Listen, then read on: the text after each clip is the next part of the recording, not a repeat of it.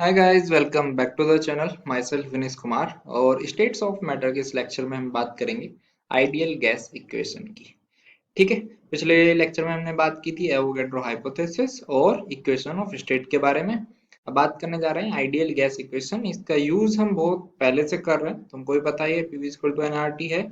लेकिन अब इसको थोड़ा सा डिटेल में पढ़ेंगे कि कैसे अपन यहाँ इस कंक्लूजन पे पहुंचे, कैसे अपने को इस इक्वेशन मिली। ठीक है। तो देखो होता क्या है, हमने पढ़ा था पी वी बाई टी, है ना। पीवी बाई टी किसके बराबर होता है? कांस्टेंट के बराबर होता है। ठीक है। तो ये देखा गया कि इस कांस्टेंट की वैल्यू हमेशा एक मोल के लिए, फॉर वन मोल गैस, एक मोल गैस के लिए इस कांस्टेंट की वैल्यू हमेशा क्या आ रही थी? एक कांस्टेंट जिसको हम बोलते हैं आर, यूनिवर्सल गैस कांस्टेंट। ठीक है। किसी भी कंडीशन पर अगर हम प्रेशर और टेम्परेचर को लें और वॉल्यूम को लें, तो पीवी बाई टी की वैल्यू हमेशा एक कांस्टेंट आ रही थी, जो कि कांस्टेंट क्या था? आर। ठीक है। For one mole of gas. तो इसको मैं किस तरीके से लिख सकता हूं? PV by T is equal to R. ठीक है। ये तो हो गई एक मोल के लिए, एक मोल के लिए हो गई। अगर इसी चीज को मैं क्या करता, एन मोल्स के लिए लिखता, तो ये वैल्यू अपनी आती है PV by T is equal to N R. तो यानी कि इक्वेशन अपने को मिल जाएगी PV is equal to N R T. तो यही होती है अपनी आइडियल गैस इक्वेशन। इसी को अपन आइडियल गैस इक्वेशन बोलते हैं, जहां पर P pressure, V volume, N moles, R gas constant, T और टी फॉर टेम्परेचर। ठीक है। तो अपन ये बोल सकते हैं, अगर लिखने के लिए बोला जाए, कि for one mole of gas PV by T at different condition is always constant. The value of pv by t at different conditions is always constant. और जो किसके बराबर है? वो है r के बराबर। और इस r को अपन क्या बोलते हैं? Universal gas constant. इस r को अपन क्या बोलते हैं? यूनिवर्सल गैस कांस्टेंट, है ना। Gas constant. ठीक है। तो ये तो हो गई एक मोल के लिए, और अगर इसको एन मोल्स के लिए लिख दें तो ये हो जाएगा PV equal to N R T. तो ये हो गई अपनी आइडियल इक्वेशन, गैस इक्वेशन की बात। अब लोग अपन बात करते हैं यूनिवर्सल गैस कांस्टेंट, और इसका सिग्निफिकेंस जानने की कोशिश करते हैं कि what is the significance of R. ठीक है। क्या एक्चुअल में इसका मतलब क्या है, सिग्निफिकेंस ऑफ आर। ठीक है। पीवी इक्वल टू एनआरटी है। यहां से मैं अगर आर की वैल्यू रखूं, निकालूं आर की वैल्यू, तो अपन आर क्या हो जाएगा? P V by N T. ठीक है। इतनी बात समझ में आती है। देखो, प्रेशर की अगर मैं यूनिट की बात करूं, तो प्रेशर की यूनिट क्या होती है? न्यूटन पर मीटर स्क्वायर। ठीक है। न्यूटन पर मीटर स्क्वायर इंटू वॉल्यूम क्या होता है? Metre cube, divided by mole. और टेम्परेचर को अपन किस में लेते हैं? जनरली केल्विन में बात करते हैं। तो ये मीटर स्क्वायर से मीटर क्यूब कटेगा, तो क्या बचेगा? Newton metre divided by mole into kelvin. ठीक है। और ये जो न्यूटन मीटर है, अगर तुम लोग को पता हो, थोड़ी सी याददाश्त अच्छी हो, न्यूटन मीटर किसकी यूनिट होती है? न्यूटन मीटर होती है यूनिट वर्क की, या फिर एनर्जी, है ना। वर्क क्या होता है? फोर्स इनटू डिस्प्लेसमेंट, फोर्स की यूनिट, एंड डिस्प्लेसमेंट यानी डिस्टेंस की यूनिट मीटर। ठीक है। तो आर का सिग्निफिकेंस क्या हो गया? कि work done per mole per kelvin on the gas is called R. वो हो गई अपनी value of R, work done. ठीक है। Work done per mole per kelvin. ये हो गई अपनी आर की सिग्निफिकेंस। बात आती है समझ में?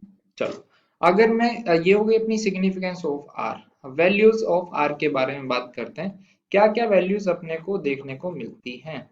Values of are.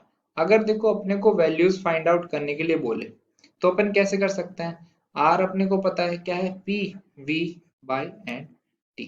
तो किसी भी कंडीशन पर हम आर की वैल्यू निकालेंगे तो क्या आएगी? हमेशा बराबर आएगी, सेम आएगी, मतलब जो आर एक्चुअल में मिलता है। लेकिन अपन एक ऐसी कंडीशन लेते हैं जहां पर प्रेशर, वॉल्यूम और टेम्परेचर की वैल्यू हमको पता हो। ठीक है। अब मैं क्या करता हूं, for N is equal to one, यानी वन मोल के लिए एट एस टी पी, क्योंकि एस टी पी पर मेरे को क्या पता है? मेरे को टेम्परेचर और प्रेशर की वैल्यू पता है। तो for n equal to 1 at STP, ठीक है, तो क्या करेंगे अपन, यहाँ पे आर की वैल्यू निकालेंगे। देखो यहाँ पर वॉल्यूम किस में होता है, लीटर में, है ना, वॉल्यूम लीटर में, और प्रेशर हो गया अपना एटीएम, लीटर एटीएम पर मोल और केल्विन, ये इसमें इस यूनिट में अपने को आर की वैल्यू पता चलेगी। तो देखो आर, आर हो गया अपना पीवी बाई एन टी, तो R equal to pressure 1 ATM, ठीक है, एक मोल अपन ले चुके हैं, तो वॉल्यूम कितना हो जाएगा 1 मोल के लिए एसटीपी पर 22.4 litre, divided by number of moles 1 into temperature 273, तो 22.4 बाई 273 बाय 273, और ये वैल्यू थोड़ी सी ध्यान में रखना, हमेशा 0.0821 होती है।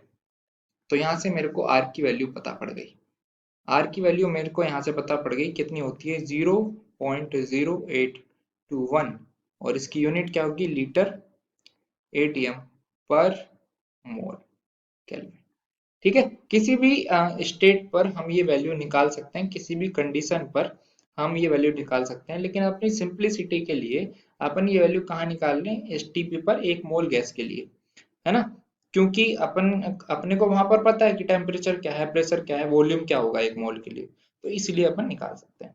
देखो, अब देखो अगर अगर अलग अलग सिस्टम्स में, यानी कि सीजीएस हो गया, एमकेएस हो गया, है ना, सीजीएस सिस्टम में और एमके सिस्टम में जो प्रेशर और वॉल्यूम का यूनिट क्या क्या होता है, अलग अलग होता है, तो उस टाइम पे अलग अलग सिस्टम्स में आर की वैल्यू भी क्या होगी, अलग अलग होगी। बात आती है समझ में, ठीक है, तो अपन क्या करते हैं, अब इसको अलग अलग सिस्टम्स में या फिर अलग अलग यूनिट में आर की वैल्यू फाइंड आउट करने की कोशिश करते हैं। जैसे अगर सेकंड बात करूं, तो सेकंड आता है जो इम्पोर्टेंट है अपना, जूल पर मोल केल्विन, ठीक है। इस अपने में अपने को इसमें क्या निकालना है, आर की वैल्यू, ठीक है, यानी कि अपने को एमकेएस यूनिट, एमकेएस सिस्टम में आर की वैल्यू निकालनी है, आर इन एमकेएस। तो मैं क्या करता हूँ, एन इक्वल टू 1 ले लेता हूँ, टेम्परेचर एसटीपी पे निकालना है, 273 केल्विन ही रहेगा, टेम्परेचर तो केल्विन में ही नापते हैं अपन। प्रेशर को अब अपने को न्यूटन पर मीटर स्क्वायर में लेना पड़ेगा, ये 1 एटीएम था, मैंने कन्वर्जन बताया हुआ है, 1 ATM equal to 1.01325 into 10⁵ newton पर मीटर स्क्वायर ना। वॉल्यूम कितना है, 22.4 लीटर, लेकिन अभी तो अपन लीटर में नहीं ले सकते, क्या करना पड़ेगा उसको, मीटर क्यूब में। 1 मीटर क्यूब इक्वल टू कितना होता है, 1000 लीटर, यानी कि 1 लीटर किसके बराबर हो गया, 10⁻³ मीटर क्यूब। अपने पास कितना था, 222.4 लीटर, तो इसको मीटर क्यूब में बदलेंगे, 10⁻³ मीटर क्यूब, ठीक है। बात आती है समझ में, आर की वैल्यू निकाल लेते हैं, कहाँ से, R equal to P V by N T, R equal to P V by N T होता है, प्रेशर की यूनिट रखेंगे, वैल्यू रखेंगे 1.01325 इंटू 10⁵, ये हो गया। वॉल्यूम कहाँ से निकालोगे, वॉल्यूम तो अपने पास ये रहा, 22.4 इंटू 10⁻³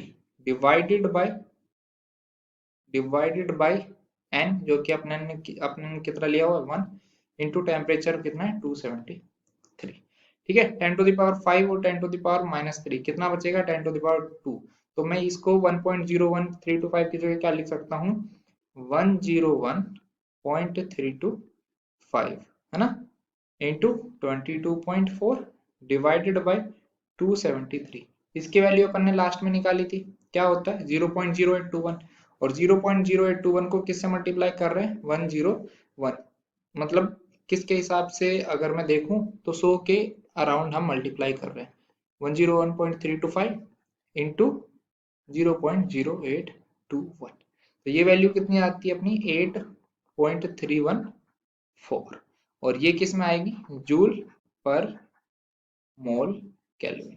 तो ये हो गई आर की वैल्यू इन जूल पर मोल केल्विन, ठीक है। एक और बड़ी इंपॉर्टेंट यूनिट है जिसमें अपने को इसको आर की वैल्यू को याद रखना पड़ता है, वो क्या है, अपने को कैलोरी में निकालना है ना, कैलोरी पर मोल केल्विन, ठीक है। अब देखो, एक जूल या फिर एक कैलोरी में कितने जूल होते हैं, 4.18 जूल, ठीक है, एक कैलोरी में 4.18 जूल होता है, यानी कि 1 joule is equal to 1/4.18 calorie. अपने को आर की वैल्यू पता है जूल में कितनी, 8.314 जूल पर मोल केल्विन। ठीक है, जूल में पता है, कैलोरी में कन्वर्ट करने के लिए क्या करना पड़ता है, 4.18 से डिवाइड करना पड़ेगा। तो 8.314 डिवाइडेड बाय 4.18 अब हो जाएगा कैलोरी पर मोल केल्विन। ठीक है, अप्रोक्सीमेटली इसको डिवाइड करोगे तो कितना आएगा, है ना, अप्रोक्स आंसर ले लेता हूं मैं क्योंकि उसी का यूज करेंगे हम। अप्रोक्स हो जाएगा 2 कैलोरी पर मोल केल्विन। ये हो गई आर की वैल्यू। ठीक है, चलो ये तो हो गए आर की वैल्यूज की बात। अगर एक और सिस्टम की बात करूं तो अपन पूछ लेते हैं किसमें, आर्ग पर मोल केल्विन। ठीक है, ये अपना कौन सा नंबर हो जाएगा, 4th नंबर हो जाएगा। अर्ग, अर्ग कहाँ पर आता है, अपने को सीजीएस यूनिट में मिलता है, अर्ग पर मोल केल्विन। ठीक है, तो देखो एक जूल किसके बराबर होता है, 10⁻⁷ आर्ग के बराबर होता है। तो आर्ग की वैल्यू जूल में कितनी होती है, 8.314, इसको आर्ग में कन्वर्ट करेंगे तो 10⁻⁷ आर्ग पर मोल, मोल तो मोल ही रहेगा, टेम्परेचर भी केल्विन में ही अपने को मिलता है। तो ये हो गई अपनी आर की वैल्यू। शुरू की 3 इंपॉर्टेंट थी, इसको याद रखोगे नहीं रखोगे कोई मतलब नहीं है, उतना ज्यादा इंपॉर्टेंट नहीं है ये। ठीक है, चलो अब अपन क्या करते हैं, कुछ क्वेश्चंस कर देते हैं आइडियल गैस इक्वेशन पर। पीवी इक्वल टू एनआरटी के ऊपर कुछ क्वेश्चन करे जाएं, तो क्वेश्चन सबसे पहले अपन लिख लेते हैं। देखो ये कह रहे हैं क्वेश्चन, क्वेश्चन है calculate pressure exerted by pressure exerted by 48 gram of oxygen gas in a container, in a container in a container, container का वॉल्यूम दिया हुआ है of volume 8 litre at 27 degree Celsius. ठीक है, तो अपने को क्या क्या दिया हुआ है, अपने को यहाँ पर मिला हुआ है वेट, वेट ऑफ O2 कितना है 48, साथ में अपने को दिया हुआ है वॉल्यूम कितना है 8 लीटर, और टेम्परेचर दिया हुआ है कितना 27 डिग्री सेल्सियस। इसको केल्विन में बदलेंगे तो 300 केल्विन हो जाएगा। अपने को क्या निकालना है, प्रेशर। तो अपने को पता है पीवी इक्वल टू क्या होता है, एनआरटी।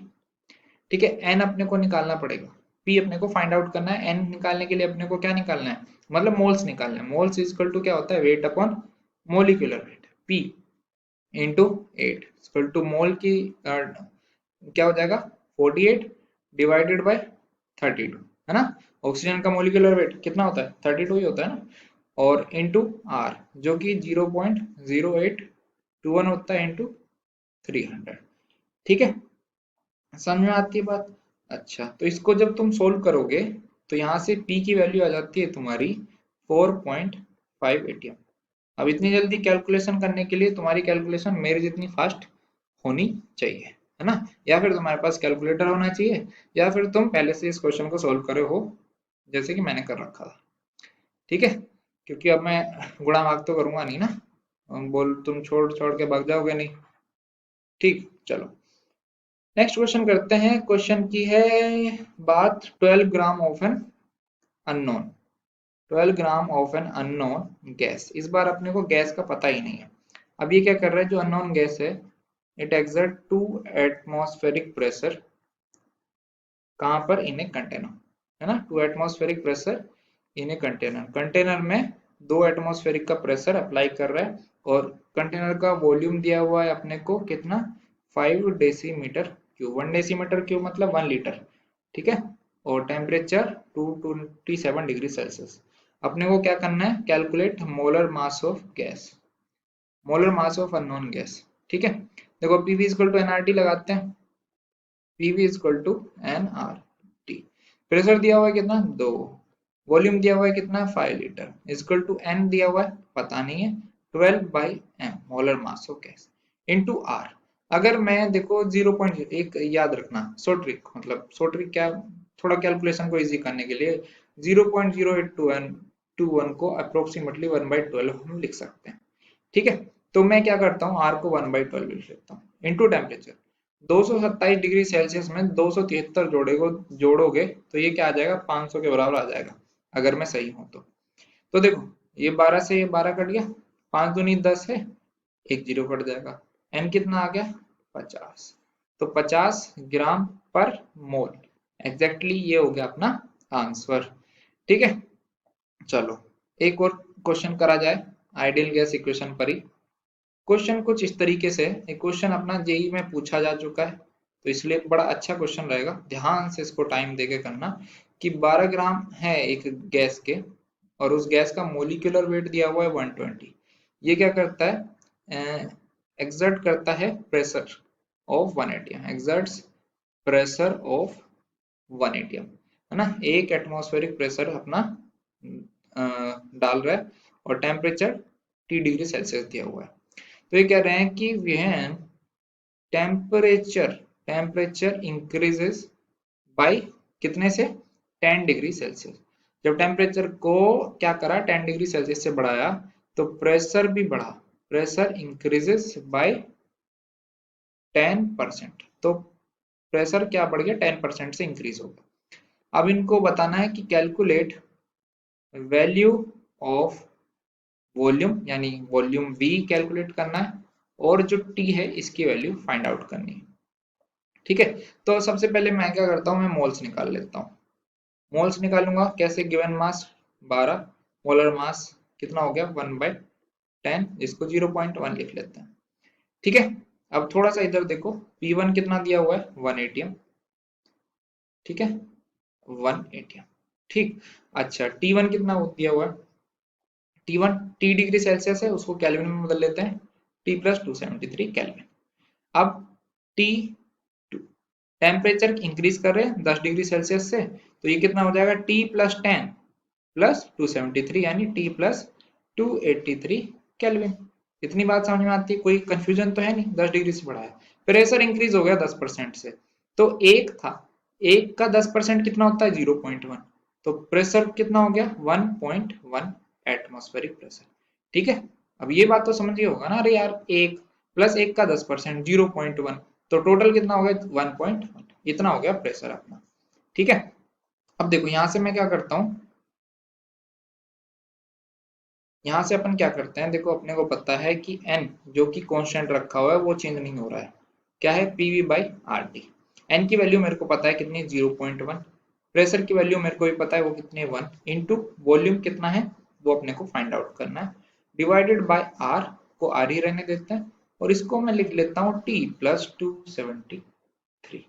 लिख सकते हैं कि नहीं लिख सकते, बिल्कुल लिख सकते हैं, है ना। तो यहां से मेरा, अगर इसको सोल्व करें तो t प्लस 273 की वैल्यू कितनी आती है, v अपॉन 0.1 r, 0.1 नीचे है तो ऊपर क्या हो जाएगा 10v बाई। लिख सकते हैं इस तरीके से, नहीं लिख सकते, या फिर इसको इस तरीके से लिख लो, इसको यहाँ पर तुम 1/10 लिख लो, है ना, इसी को यहाँ पर क्या लिख लो 1/10, आप समझ में आ जाती। ठीक, चलो ये हो गई अपनी पहली क्वेश्चन, पहली क्वेश्चन हो गई। अब इसी के तौर पे अपन क्या करेंगे, दूसरे के लिए लगाएंगे कि n is equal to P2V2 upon R T2, volume तो कांस्टेंट है, तो V2 तो कुछ चेंज हो नहीं रहा, ये भी हो जाएगा 1/10 इज इक्वल टू P2 कितना है 1.1 into V divided by R into T plus 283।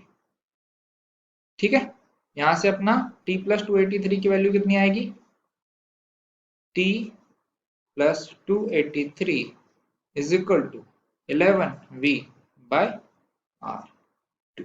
ठीक है, इतनी बात आती है समझ में। अगर मैं इक्वेशन दो में से इक्वेशन एक को घटा दूं, इक्वेशन दो में से इक्वेशन एक को घटा दूं तो मेरे को क्या मिलेगा, इक्वेशन दो में से इक्वेशन अगर घटा दूं तो t से तो t कट जाएगा, ये वाले t से ये वाला t कट जाएगा, 283 में से गए 273 बचे 10, और 11v बाई आर से बचा कितना 10v बाई आर, तो ये हो गया 1v बाई आर। तो v की वैल्यू पड़ गई मेरे को, v की वैल्यू मेरे को पता पड़ गई, यहां से वॉल्यूम कितना हो गया 10 इंटू आर, आर कितनी होती है 0.0821, है ना, लीटर में। तो v की वैल्यू कितनी हो गई, v हो गया अपना 0.821 लीटर। ठीक है, यहाँ से अपने को वॉल्यूम पता पड़ गया। अब देखो, अब क्या करोगे किसी एक इक्वेशन में, मैं पहले इक्वेशन नंबर वन में v की वैल्यू रख देता हूँ। इक्वेशन नंबर वन क्या था, t plus 273 is equal to 10v by R. ठीक है, तो t प्लस 273 तो एज इट इज रखा हुआ है 10 बाई आर, और वैल्यू थी v की 10r ये वाली, तो इंटू 10r, r से r कैंसिल आउट, ये कितना हो गया 100। तो t की वैल्यू कितनी हो गई, t की वैल्यू हो गई 100 माइनस 273, यानी कि माइनस के 173, और ये किस में, डिग्री सेल्सियस में। तो अपने को आंसर मिल गया, v और t की वैल्यू पता चल गई। ठीक है, तो ये बात होती है अपनी आइडियल गैस इक्वेशन की, और आइडियल गैस के बेस ऊपर कुछ एग्जांपल्स। अच्छा, अब एक और चीज रह जाती है अपनी, देखो जब हम बात कर रहे थे मेजरेबल प्रॉपर्टीज की, तो मैंने एक बात बताई थी, क्या, density, density of gases, absolute density, relative density, और एब्सोल्यूट डेंसिटी में एक फॉर्मूला भी बताया था, तो डी इक्वल टू क्या होता है, पीएम अपॉन आरटी। तो अब वही डेंसिटी की टर्म्स में आइडियल गैस इक्वेशन को लिखेंगे। तो हेडिंग है अपनी ideal gas equation in terms of density, in terms of density. तो डेंसिटी के टर्म्स में अपने को आइडियल गैस इक्वेशन लिखनी है। अपने को पता है, देखो क्या होता है, पीवी इक्वल टू एनआरटी है, इतना तो ज्ञान हो गया, अभी तक बार बार रिपीट कर रहे हैं। ठीक, पीवी इक्वल टू एनआरटी। अब जो मोल्स होते हैं इसको मैं weight by molecular weight into R T लिख सकता हूँ कि नहीं। अच्छा, इधर कोने में मेरे को बता दो कि डेंसिटी का फॉर्मूला क्या होता है, mass upon volume, mass upon volume होता है ना, मोलिकुलर वेट थोड़ी ना होता है, तो इसको सही कर लेते हैं। डेंसिटी इक्वल टू होती है मास बाय वॉल्यूम। समझ में आती है बात यहाँ से। तो मैं क्या करता हूँ, मैं इस तरीके से लिखता हूँ, P equal to W by V, और इसको आर टी बाई एम लिख लेता हूँ चुपके से। तो ये कितना हो जाएगा, P is equal to D into R T by M. ठीक है, यहाँ से अगर मैं D की वैल्यू निकाल लूँ इधर उधर करके इक्वेशन को, तो D की वैल्यू कितनी आ जाएगी, D is equal to P M upon R T, जहां पर P क्या pressure, M molar mass, R gas constant, T temperature. ये हो गई अपनी डेंसिटी, है ना। अब लेकिन यहाँ पर एक चीज है बड़ी अच्छी सी बात करने की, ये क्या है कि ये ओनली फॉर सिंगल गैस, ये formula for a single gas है, यानी कंटेनर में अगर सिर्फ एक गैस प्रेजेंट हो तो इस तरीके से अपन क्या कर सकते हैं, उसकी डेंसिटी निकाल सकते हैं। अगर मान लो वहां पर क्या हो, गैस का मिक्सचर हो, गैस का मिक्सचर हो तब क्या करेंगे, तो उस टाइम पर अपन क्या करते हैं, उस टाइम के लिए फॉर्मूला ये है कि डी, एक मिनट, ये हो गया D is equal to P M average upon R T. ये हो जाता है हमारा formula for mixture of gases, for mixture of gases. Mixture of gases में अपन क्या निकालेंगे, मोलर मास नहीं, एवरेज मोलर मास निकालेंगे, है ना। एवरेज मोलर मास कैसे निकालते हैं, स्टोइकियोमेट्री में सीखा होगा, M average equal to total mass upon total moles. और इसका अगर परसेंटेज कंपोजिशन में दो गैसेस हो और परसेंटेज कंपोजिशन दिया हुआ, तो उसका फॉर्मूला होता है m1, यानी पहली गैस का मोलर मास उसका परसेंट कंपोजिशन प्लस दूसरी गैस का मोलर मास उसका परसेंटेज डिवाइडेड बाय दोनों का परसेंटेज, जो ऑब्वियसली दोनों का क्या मिला के होगा, परसेंटेज तो आउट ऑफ 100 निकालते हैं, तो दोनों का परसेंटेज। ठीक है, चलो ये हो गई अपनी डेंसिटी की बात। अब इस पे क्वेश्चन ना कराया जाए तो वो तो बड़ा जुल्म हो जाएगा, तो इस पे क्वेश्चन कर लेते हैं। तो देखो एक क्या है, मिक्सचर दिया हुआ है, मिक्सचर अपने पास किस चीज का, CO है उसमें और CO2 है। CO और CO2 में अपनी जो डेंसिटी है कितनी दी हुई है, 2 ग्राम पर लीटर। ठीक है, 2 ग्राम पर लीटर। अच्छा अच्छा, एक बात और याद रख लेना कि अगर प्रेशर एटीएम में जो हम रखते हैं, आर की वैल्यू 0.011, तो जो डेंसिटी होती है जनरली वो ग्राम पर लीटर में अपने को देखने को मिलेगी, उस वाले फॉर्मूले से जो ऊपर लिखवाया है मैंने। ठीक है, यहाँ पर भी डेंसिटी 2 ग्राम पर लीटर दी हुई है। ठीक, टेम्परेचर दिया हुआ है अपना कितना, 127 डिग्री सेल्सियस। ठीक है, ये हो गई बात कि और अपने को पता करना है कि percentage of CO in the mixture, percentage of CO in the mixture. ठीक है, परसेंटेज एक मिक्सचर है CO और CO2 का, जिसकी डेंसिटी है 2 ग्राम पर लीटर, और वो जो कंटेनर है वो कितने उस पे अपना 127 डिग्री सेल्सियस टेम्परेचर में रखा हुआ है। Percentage of CO in the mixture अपने को फाइंड आउट करना है। ठीक है, कैसे करेंगे इसको? सिंपल है, बहुत आसान है। अपने को पता है density of mixture is equal to क्या होता है, P into M average by R T.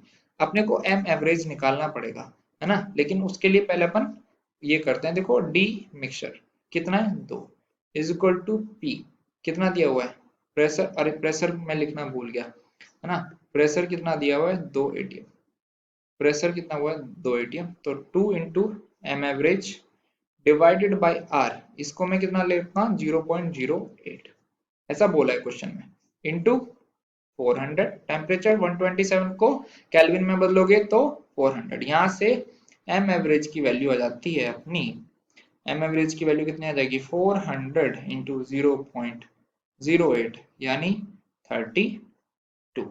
32 आ गई। अब देखो एम एवरेज अपने को पता पड़ गया। मैंने क्या बताया एम एवरेज क्या होता है, M average 32 is equal to किसके बराबर होगा, m1 यानी कि मोलिकुलर मास ऑफ CO कितना होता है 28, इसका परसेंटेज मैं इसको x मान लेता हूँ, दूसरे का CO2 44, दोनों का अगर मान लो CO है और CO2 है, इसको अगर x परसेंट माना होगा तो ये कितना हो जाएगा ऑब्वियसली 100 माइनस एक्स, क्योंकि परसेंटेज तो दोनों का मिला के 100 होना ही है, तो इसको हम कर लेते हैं। ये क्या हो जाएगा 100 माइनस एक्स डिवाइडेड बाई दोनों का परसेंटेज, जो कि कितना हो जाएगा 100। ठीक, इसको सोल्व करो, कितना हो जाएगा 3200 is equal to 28x plus 4400 minus 44x। ठीक है, इसको इधर लेके आओ जरा, कितना हो जाएगा ये 16x इज इक्वल टू 1200। ठीक है, 16x इज इक्वल टू 1200, तो x की वैल्यू कितनी हो गई यहाँ से 75%। 16 सत्ते 112, 8 बचा, 16 पंजे 80, 75% अपना आ गया CO का फ्रैक्शन। इसको एक तरीके से और करते हैं। देखो एवरेज मोलर मास क्या होता है, CO का मास कितना था 28, कितना 28, CO2 का कितना था 44, तो जो m एवरेज होगा वो क्या होगा 28 और 44 के बीच में होगा, जो कि कितना था 32 आया है। अगर मेरे को क्या करना है परसेंटेज ऑफ CO निकालना है, तो मैं क्या करूंगा, जिसका निकालना है उसे छोड़ दूंगा और बाकी इन दो का क्या लिखूंगा डिफरेंस, यानी 44 माइनस 32 डिवाइडेड बाई CO और CO2 के मोलिकुलर वेट का डिफरेंस, यानी कि 44 माइनस 28 इंटू 100, ये कितना हो गया 12 बाई 16 इंटू 100, 4 3 जा 12, 4 4 जा 16, 3 बाई 4 यानी 0.75 इंटू 100 यानी 75%। तो ये क्या है, एक अपनी शॉर्ट ट्रिक है, इस तरीके से हम परसेंटेज कंपोजिशन निकाल सकते हैं। ठीक है, इस तरीके से अपन क्या निकाल सकते हैं परसेंटेज कंपोजिशन। तो ये हो गई अपनी आइडियल गैस इक्वेशन की बात, और उसके बाद हमने डेंसिटी के टर्म्स में भी लिख लिया, उसके ऊपर क्वेश्चन भी कर लिए। समझ में आती है बात? तो इस वीडियो में इतना ही रखते हैं। आई होप जो कॉन्सेप्ट है वो समझ में आया होगा। अगर कोई डाउट रह जाता है तो उसे कमेंट सेक्शन में लिखिए आप। ठीक है, और अगर वीडियो अच्छा लगा है तो लाइक करो और चैनल को सब्सक्राइब कर दो। तो thank you for watching, bye bye.